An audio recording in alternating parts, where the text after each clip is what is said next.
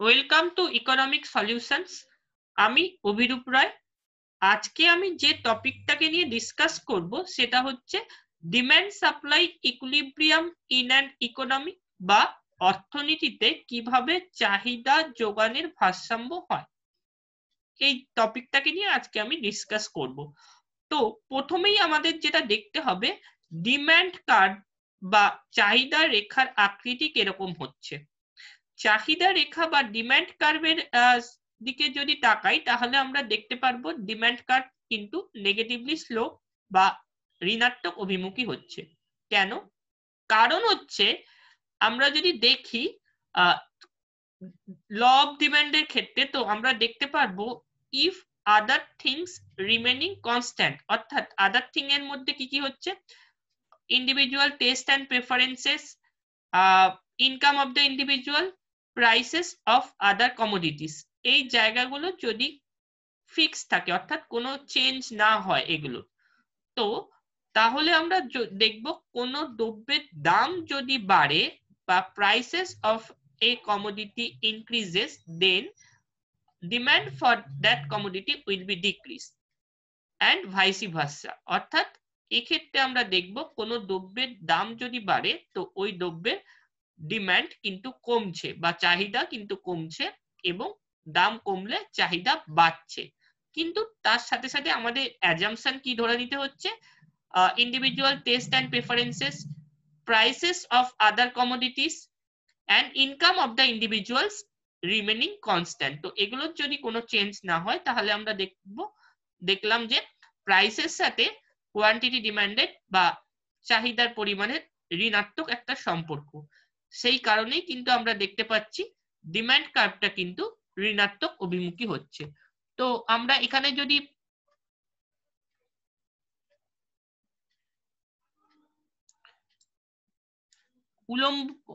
উলম্ব অক্ষে বা ভার্টিক্যাল অ্যাক্সিসে যদি দ্রব্যের দাম নিই, আর হরাইজন্টাল অ্যাক্সিসে যদি চাহিদার পরিমাণ নিই বা কোয়ান্টিটি ডিমান্ডেড নিই, তাহলে আমরা কি দেখব? তাহলে আমরা যেটা দেখব সেটা হচ্ছে ডিমান্ড কার্ভ কিন্তু নেগেটিভলি স্লোপ হচ্ছে বা ঋণাত্মক অভিমুখী হচ্ছে।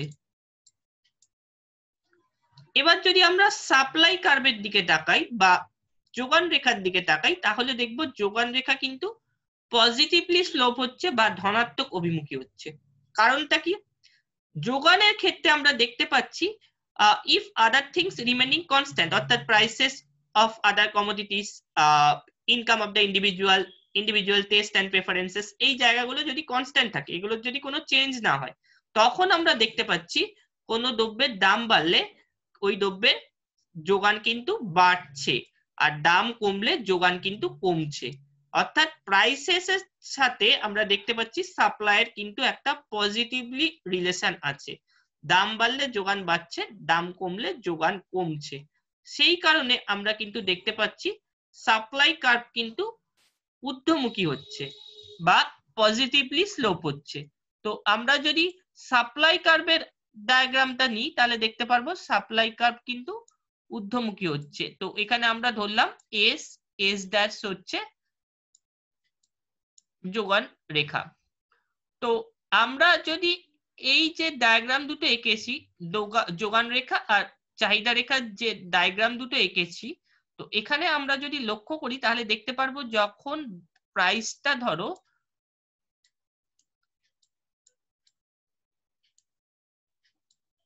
P0 ড্যাশ আছে, তো এই প্রাইসে আমরা দেখতে পাচ্ছি যোগান কিন্তু এতটা, যোগানের পরিমাণ কিন্তু হচ্ছে এই এত অবধি।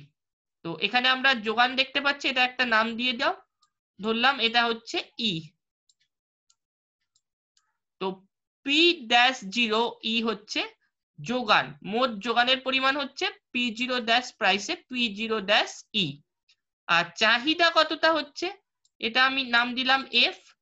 তো P0 ড্যাশ এফ হচ্ছে মোট চাহিদা। তো মোট চাহিদা হচ্ছে P0 ড্যাশ এফ, আর মোট যোগান হচ্ছে P0 ড্যাশ ই। তো এই অবস্থায় আমরা কিন্তু ইএফ এই যে জায়গাটা আছে ইএফ হচ্ছে আমরা দেখতে পাচ্ছি অতিরিক্ত চাহিদা, ইএফ হচ্ছে অ্যাকচুয়ালি ইএফ হচ্ছে এক্সেস ডিমান্ড বা অতিরিক্ত চাহিদা।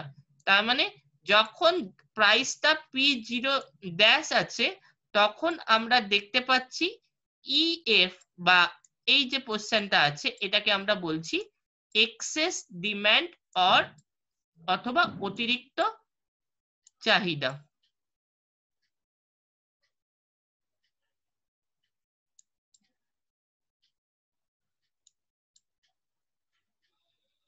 এবার ধরো দামটা বাড়লো, দামটা বেড়ে এই পজিশনে এসছে, তো এখানে যদি দেখি প্রাইস হচ্ছে P1, তো এই অবস্থায় P1 প্রাইসে আমরা দেখতে পাচ্ছি P1 এটা ধরলাম একটা পয়েন্ট নিলাম জি, P1G হচ্ছে মোট চাহিদা আর P1H হচ্ছে মোট যোগান। তো দামটা যখন P1 হচ্ছে তখন আমরা দেখতে পাচ্ছি এখানে কিন্তু অতিরিক্ত যোগান হচ্ছে, তো অতিরিক্ত যোগান হচ্ছে এখানে P0 ড্যাশ প্রাইসে আমরা দেখতে পেলাম অতিরিক্ত চাহিদা হচ্ছে, আর P1 প্রাইসে আমরা দেখতে পাচ্ছি GH এটা হচ্ছে অতিরিক্ত যোগান বা এক্সেস সাপ্লাই, এটা হচ্ছে অতিরিক্ত যোগান বা এক্সেস সাপ্লাই।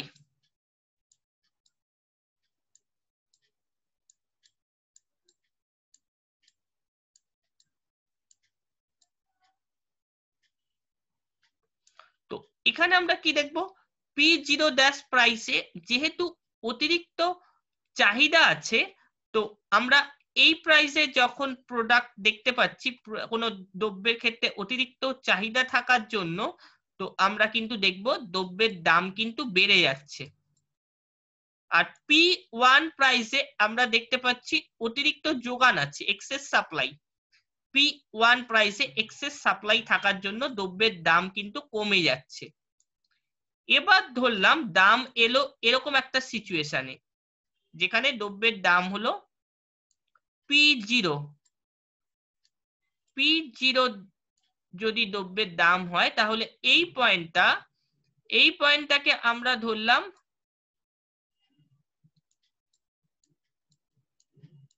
ই ড্যাশ।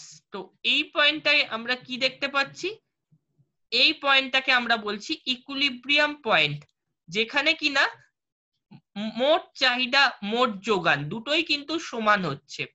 P0 প্রাইসে আমরা কিন্তু দেখতে পাচ্ছি মোট চাহিদা মোট যোগান দুটোই কিন্তু ইকুয়াল হচ্ছে at P0 প্রাইস। তার মানে এটাকেই আমরা বলছি ভারসাম্য দাম বা ইকুইলিব্রিয়াম প্রাইস।